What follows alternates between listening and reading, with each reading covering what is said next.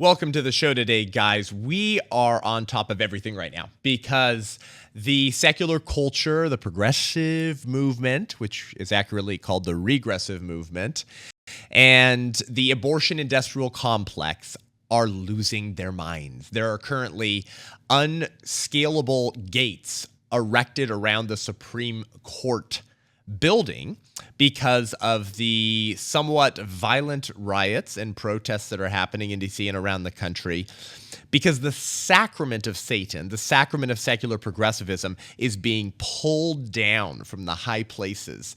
We don't even know if Roe v. Wade is going to get overturned, but the preliminary draft opinion that was leaked suggests that the Supreme Court justices intend to vote 5-4 and saying there's no constitutional right to abortion anywhere in our Constitution, and Roe and Casey need to be overturned. If the justices remain strong, this will be one of the most consequential political story and event since 1973, perhaps since the 14th Amendment, since Lincoln freed the slaves. And we haven't seen Democrats this angry since Republicans freed their slaves. But it's interesting, when they can't kill babies, suddenly Democrats know exactly what a woman is. Joe Biden, he now knows what a woman is. Gavin Newsom, Newsom-Leany, American psycho freak, abortion crazy kook in California, knows what a woman is.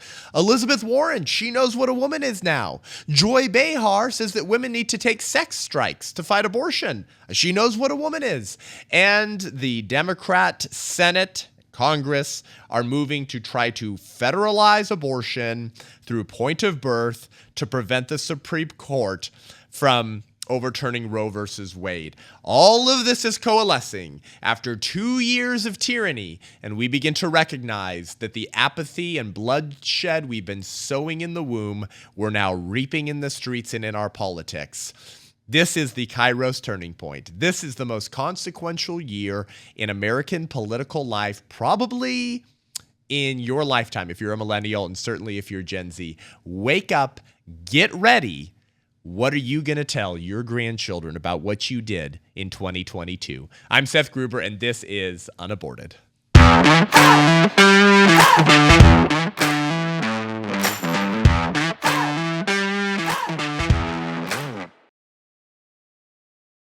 Thank you so much for staying tuned into this show. We're going to do all that we can to continue covering everything that's happening. I am going on a little vacation getaway on Tuesday, May 10th, for a few days.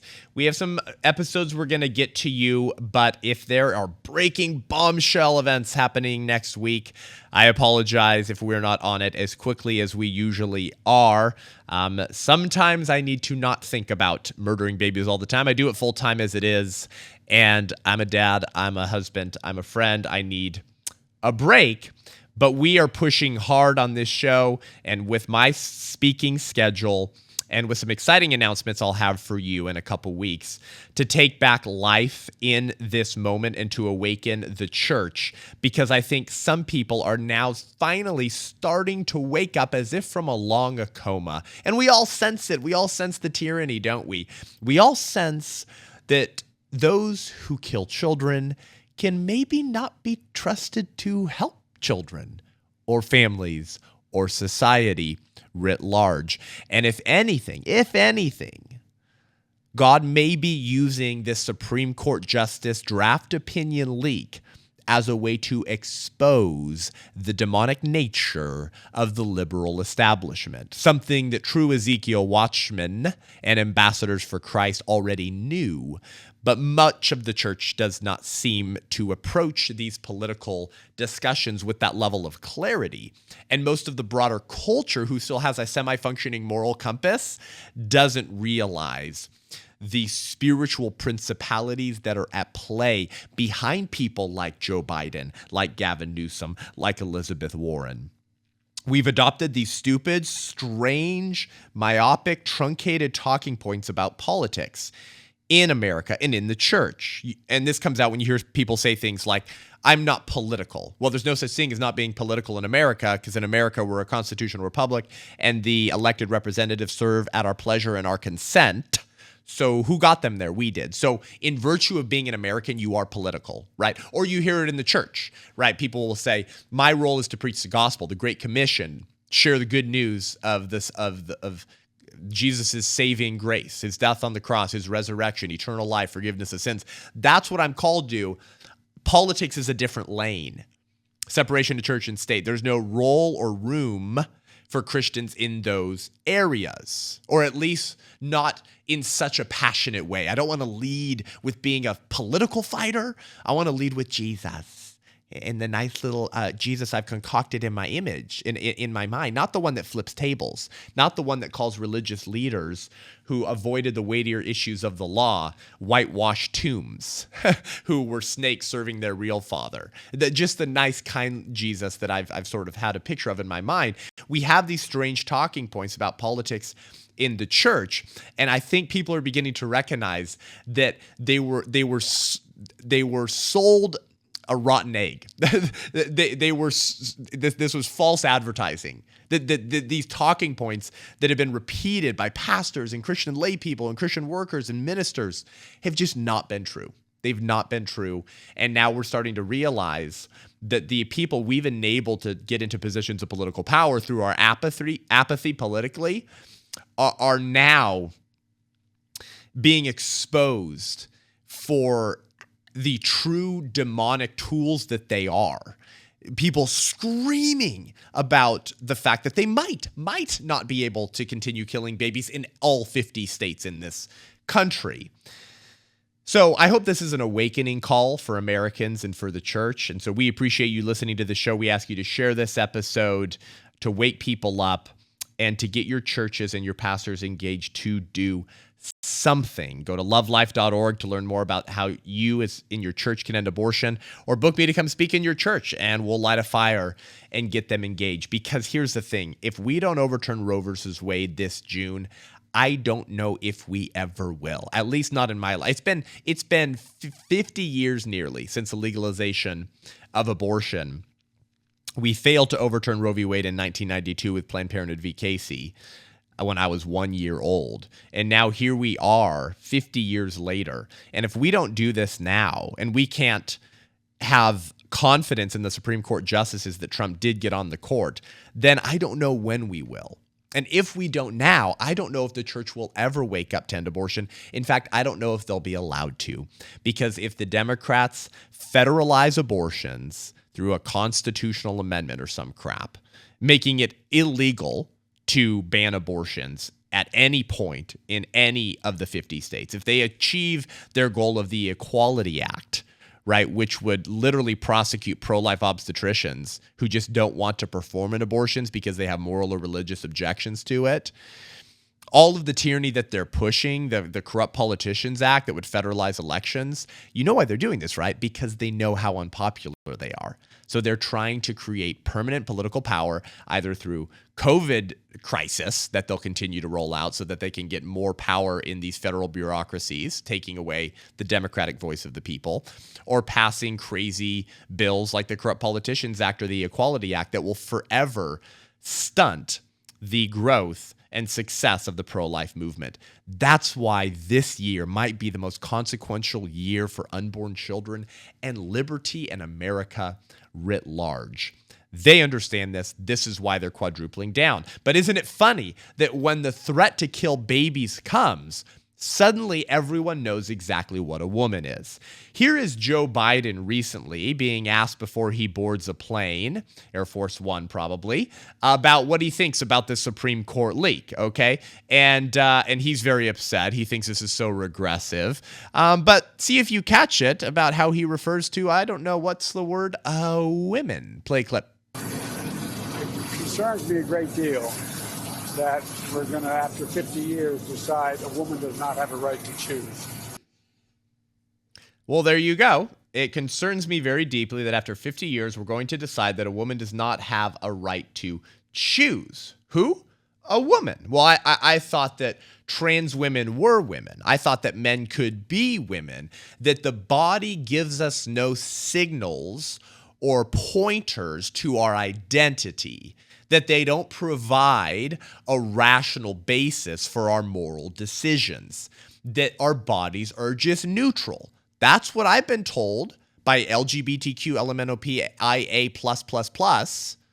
Okay, this is what I've been told by the transgender philosophers.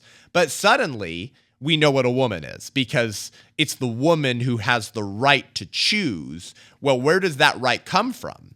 Does it come from her human nature? Does it come from her femininity? So it's a woman's right, so it's not a man's right. So it's a right that's unique to women. But what is a woman? This is the questions that the secular progressive movement can't answer, even though they know exactly what a woman is. Just like Ketanji Jackson, who says, I'm not a biologist, the new Supreme Court nominee and appointee, because she can't answer the question, what is a woman? She knows exactly what a woman is, but she's trying to pander to the radical wing in order to protect her reputation. Same goes with Gavin Newsom, the governor of my home state in California, who is the most radical pro-abortion governor in American political history. And actually, it's not close.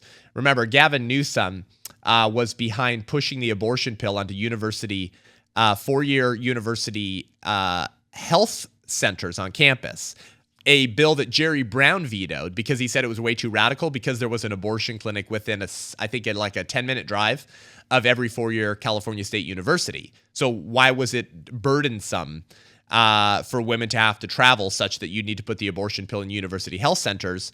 Oh, and by the way, if she has complications, she can't go back to the university health center because they're not equipped with the surgical equipment or professionals to deal with hemorrhaging or a botched abortion, endangering women who will likely bleed out on the floor.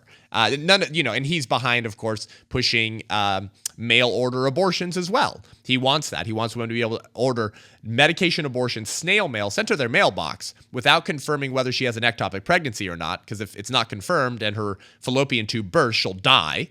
And not confirming how far along she is, because about 50% of women are anywhere from 1 to 6 weeks off of their gestational age, and that comes from OBGYNs that I talk to all around the country. And so if she thinks she's 8 weeks along, but she's 12 weeks along, and the abortion pill is only supposed to be taken through 10 weeks, then she could take it past the time frame she's supposed to, leading to incomplete abortions and dead floating baby pieces in her uterus. Gavin Newsom wants all of that, okay?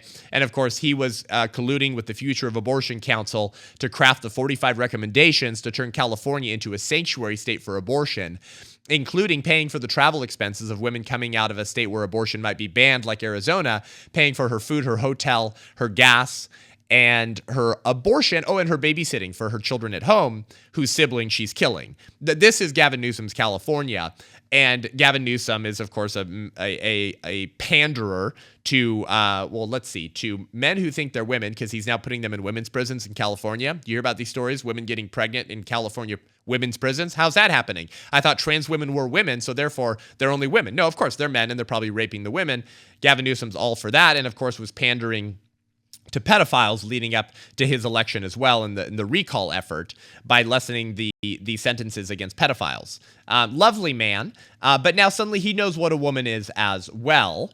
Here's a tweet from Gavin Newsom, and he spoke at a Planned Parenthood abortion rally, I guess, and just talking about how regressive we are thinking about overturning Roe v. Wade. And here's what he said. He said, if men could get pregnant, this wouldn't even be a conversation.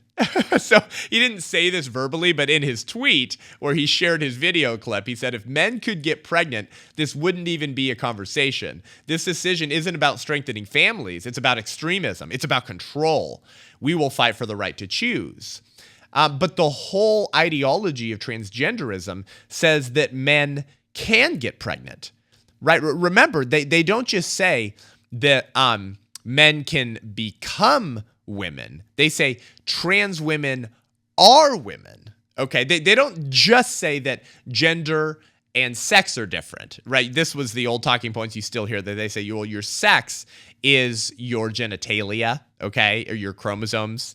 But then gender is a social construct on how you identify, okay? But woman is a biological term. Female is a biological term. So they'll say trans women are women, or trans females are females. This is what they say. So now they're not just saying that it's gender, a social construct, that men can identify as women.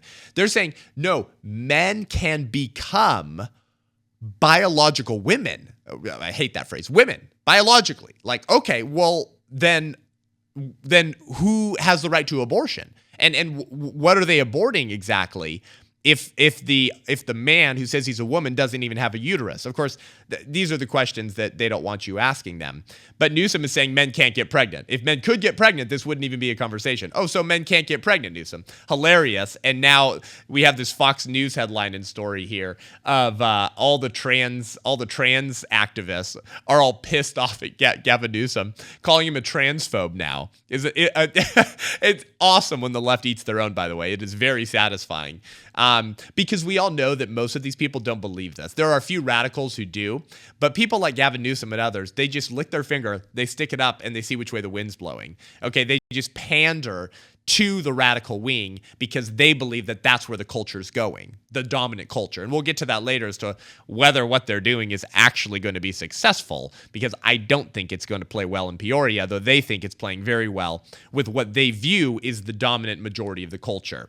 So just hilarious, when the sacrament of abortion is compromised and they might not be able to shed more blood of unborn children, when that alleged right is compromised, then suddenly they're willing to throw the transgenders, out of their party. They're willing to stab them in the back, which, of course, I would say is actually loving. It's loving to say, no, you are the sex and gender you were born as, because there is no such thing as non-binary. There's no such thing as changing genders.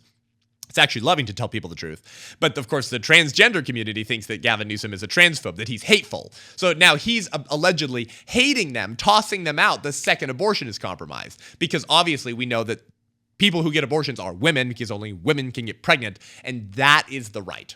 Choice is the centerpiece of secular progressivism. It represents their entire liberal regime, because if they can liberate themselves, even from the constraints of human nature itself, by redefining who a human is and what human rights are, because they say abortion is a right?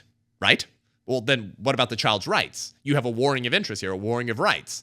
If they can redefine what it means to be a human by calling the unborn child a cockroach, an Untermensch, a blob of tissue, a pregnancy, and then redefine human rights and liberate themselves, even from the constraints of human nature, then there is no end to their political project. And guys, that's always been the point, to redefine everything, to upend society so they can recreate it in their own image. Abortion really is the pagan replacement for man's pursuit of eternal life. It represents this strange religious and eternal longing to be as gods. And when you begin to compromise that, suddenly everyone has moral clarity on what a woman is. Very interesting. Elizabeth Warren is very angry. She's very angry. Remember Pocahontas, Hiawatha, the obviously incredibly pasty white woman, senator who pretended to be an Indian on her law school applications and employment applications for years in order to pander to the secular culture's obsession with minorities, right? Because, if you're a minority, then you get rights, and you were probably oppressed at one point. And so she referred to herself as an Indian. She said she was like some, 0.1% of an Indian or something like this. Well, apparently Elizabeth Warren actually is very aware of older Indian cultures, namely the Aztecs and Tezcatlipoca and other Aztec gods that demanded human sacrifice and bloodshed and cut open children and adults' hearts to take bodies to take their hearts out and sacrifice them to this bloodthirsty secular deity for whom they would receive a blessing and rain and good crops in return. And Elizabeth Warren is very angry that her Indian gods are starving, as their daily supply of babies might begin to be shortened because we are taking down the high places. And so Elizabeth Warren is angry, but apparently also knows what a woman is as well. Here's Elizabeth Warren traveling around D.C. screaming and yelling, "I am woman, hear me roar," to a bunch of people that are saying they're Catholics, pro-aborts, and abortion is healthcare. Here's Elizabeth Warren. I am angry because of who will pay the price for this. It will not be wealthy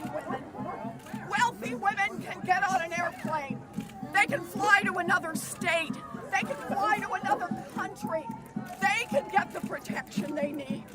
This will fall on the poorest women in our country. This will fall on those who have been raped. This will fall on mothers who are already struggling to work 3 jobs to be able to support the children they have. Well, I am here because I am angry, and I am here because the United States Congress can change all of this. So, Elizabeth Warren is peddling this old pro-abortion talking point about how if abortion is made illegal, it's going to disproportionately harm the poor. You hear them say this about with like black people as well, right? Black America that disproportionately obtain abortions. They say that if you're pro-life, you're a racist because pro-life laws disproportionately harm black American families, which is a very actually racist thing to say if you understand what they're saying. They're saying, yeah, black people, they can't handle too many children. They're not very good parents. Like they literally won't be able to, it'll hurt them. Those little blessings, those little babies. You don't want too many black people having too many babies because I'm a disciple of Margaret Sanger and we have to use birth control and abortion to control the black population, you see? So this is all part of the sort of history of the Democrat Party and the secular progressive movement. So this should not surprise us. And Elizabeth Warren peddles the same types of talking points about the poor. Just as she does black people, right? She says that, make no mistake, wealthy women can travel, right? They can take planes and they can travel to other states where abortion's legal if abortion becomes illegal. But this will fall on the poor people.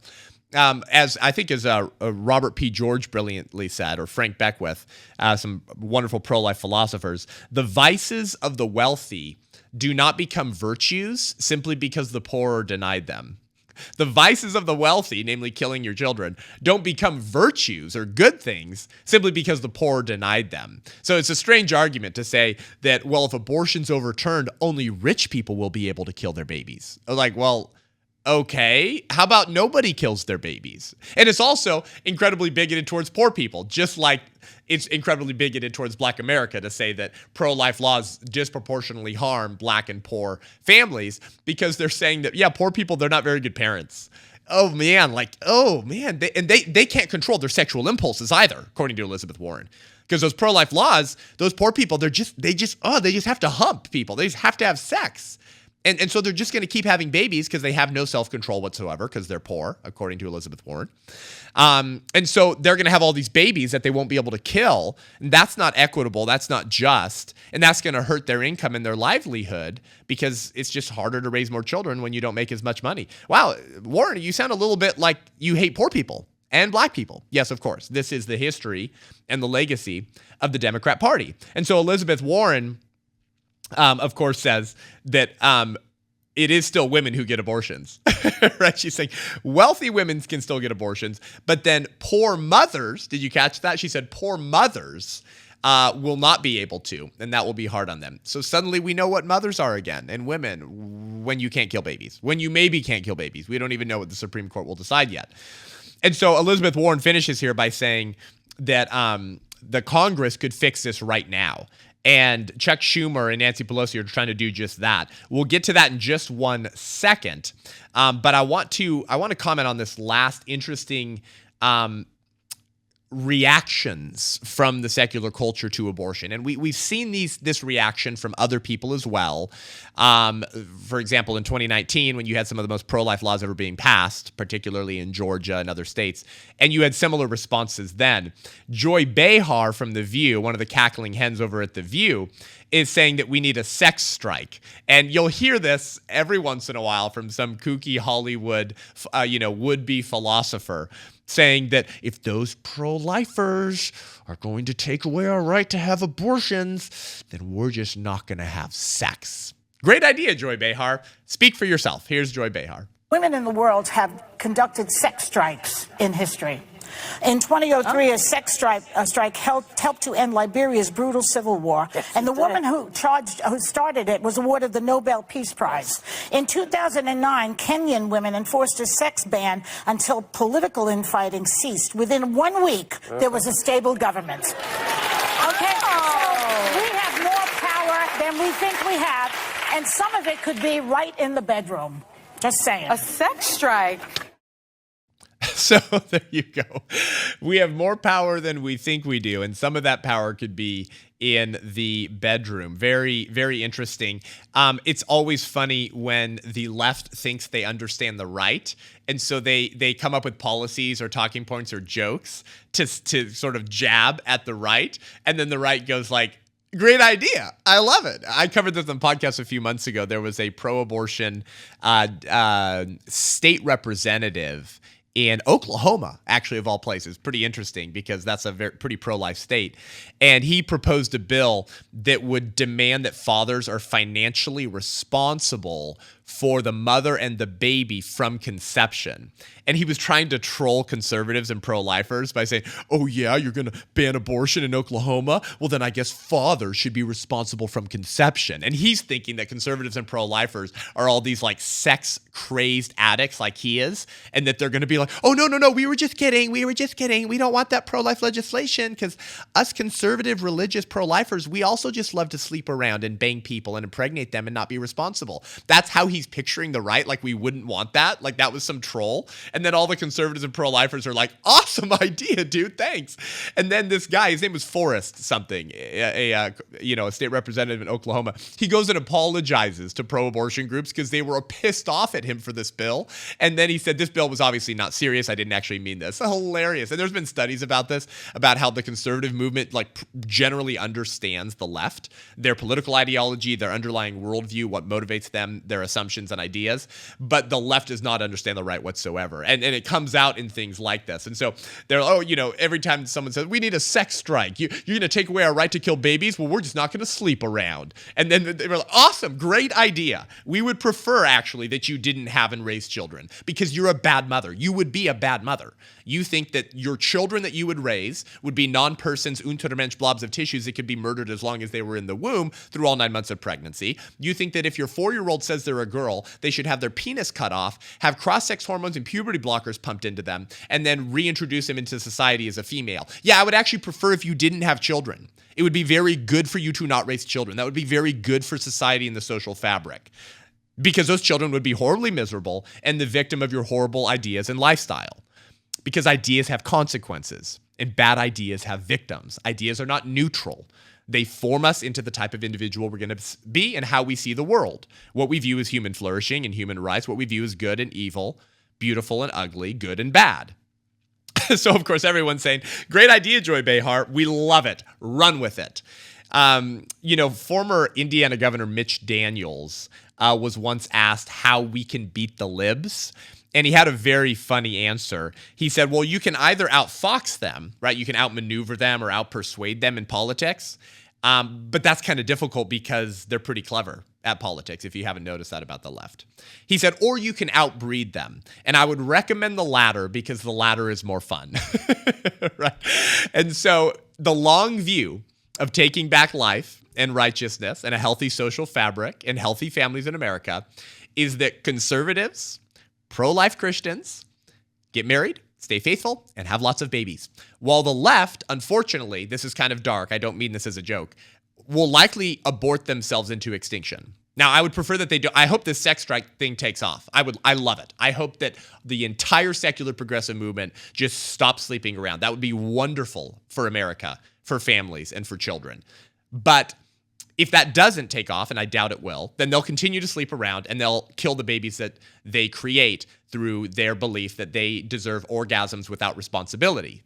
In which case, they will probably continue to abort themselves into oblivion. The long game is to outbreed the left in the next 10, 20, 30, 40, 50 years and entirely flip the culture and the social fabric. But I love it, Joy Behar. Sex strike as hard as you want.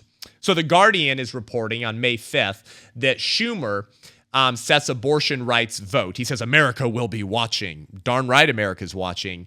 And we're incredibly more pro-life than you think. And this is exactly what Elizabeth Warren was just saying, right? She's saying the United States Congress can end this right now. What does she mean by that? She means federalizing abortion. That's what she means. The U.S. Senate will vote next week on legislation that would codify abortion rights into federal law.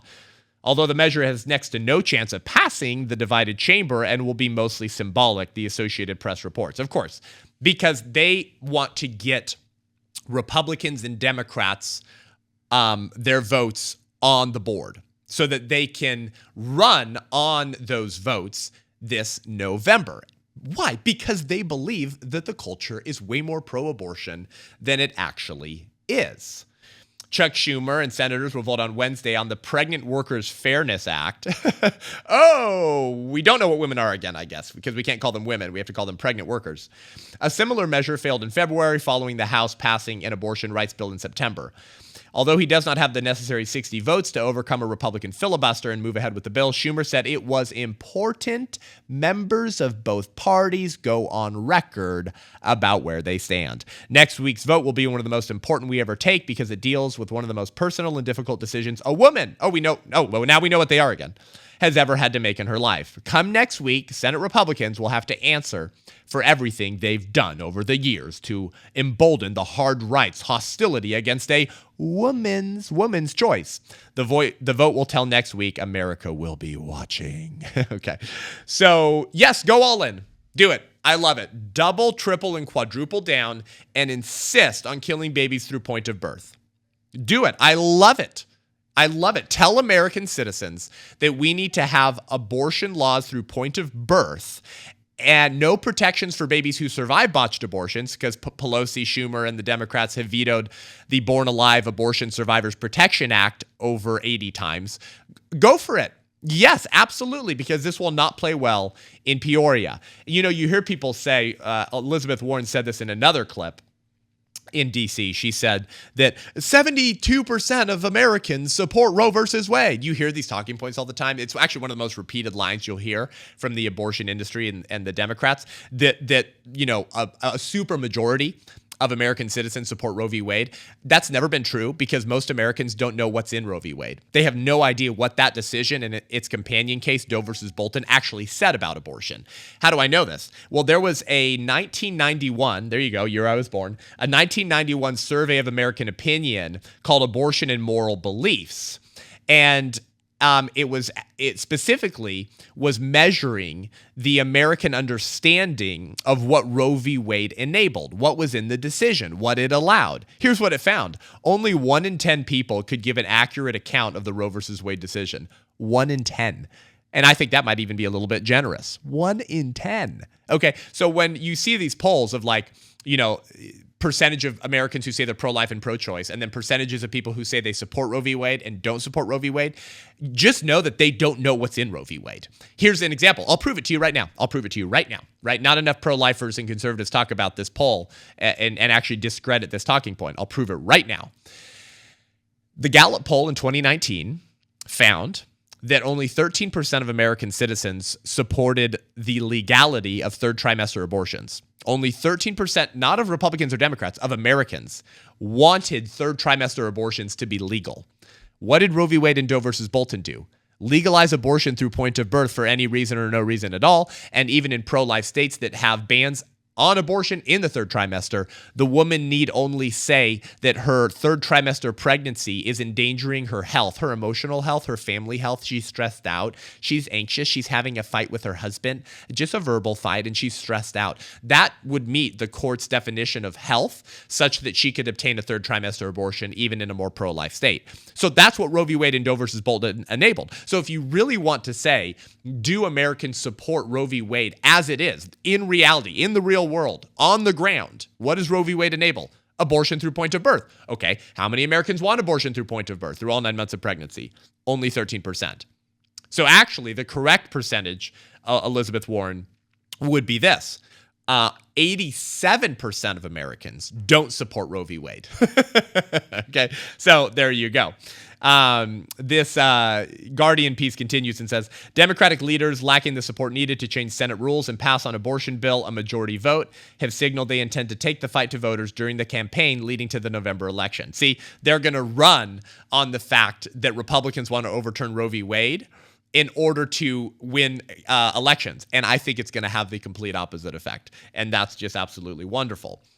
For any of my male pro-life men out there, this is also a very exciting moment for all of us, because we have now learned that if we just identify as a woman just long enough to express our opinion on abortion, then the secular culture has to respect our opinion, right? Trans women are women. I am a trans woman, okay? I identify as a woman, and therefore, you told me this was a woman's right issue. And so, as a woman, I don't want women to have the right to kill unborn women in the womb. So I'm very excited for the secular culture to welcome my entrance into society as a woman and therefore respect my opinions on abortion. Ha ha ha, very funny. Of course, we all know how cynical these people are. Let's wrap up the show today with this point. You're going to hear, and are already hearing a lot in all of the media and all the talking points amongst your friends, family members, and coworkers, the euphemisms of the culture of death. Every time that abortion is compromised, the left triples down on their euphemisms for abortion, right? Joe Biden to the State of the Union calling abortion maternal health care, so they're mothers and they're women. Women's rights, reproductive health care, reproductive justice. Abortion is health care. Okay, abortion is women's equality, they say. These are all of the euphemisms that are required to defend abortion, because the left understands the power of language. And this is why the left has been pushing political correctness for so long, because they understand that by redefining language and redefining words, political correctness writ large corrupts one's ability to think clearly about reality. This is a powerful point. You need to understand this. Political correctness corrupts one's ability to think clearly about reality, because words shape the way we think. Language colors the way we see the world. We can't help but have this happen to us, because language is objective. It refers to something in the real world. Words are pointers that refer. When I say man, I don't mean woman. I mean that man right there, right? They're referring to something that exists objectively. And so when you begin to entrench the society with euphemisms that redefine language and therefore redefine reality, because words refer to reality, that corrupts the culture's ability to think clearly about reality. And this is why I've had friends and have friends who say they're Christians, who say they're pro-life, who still vote for Hillary Clinton, who still vote for Joe Biden, who still vote for people who lynch babies in the womb, because they say while they're pro-life, there's other life issues that matter, like quality of life issues versus protection of life issues. Well, how does this happen to someone who says they're pro-life? I think one of the answers to that question is language. Language is key. Language is decisive. Language is incredibly powerful, because for generations now, the culture has been being inculcated with a certain vision of what abortion is. This is why the horror and reality of abortion has to be suppressed. It has to be hidden. The reality, those pictures coming out of Washington, D.C., the murdered infants, you can't see those. We have to suppress that, censor that, hide that, cover it up, shadow ban it, because they know that most people are not on board with the horror of abortion, specifically in the third trimester. And if you condemn abortions in the third trimester, you kind of have to generally condemn all of them, because you can't say it's a human at this point, but not at this point, when it clearly was a human from the moment of conception. So when the culture begins to associate abortion with healthcare, equality, women's rights, feminism, egalitarianism, for years, that's been the connection that has been built into the American consciousness. That's powerful. Never discount the power of normalization. This is what historians have always asked about Germany. How was it that so many people were silent and did nothing? Who knew better? The power of normalization and the power of suppression. Joseph Goebbels, the Nazi propagandist, right? He famously defined fake news, and he said, if you tell a lie big enough and you keep repeating it, people will eventually come to believe it. If you tell a lie big enough and keep repeating it, people will eventually come to believe it. And so he said, what was the solution to this? He said, therefore, the state must use all of its powers to repress dissent.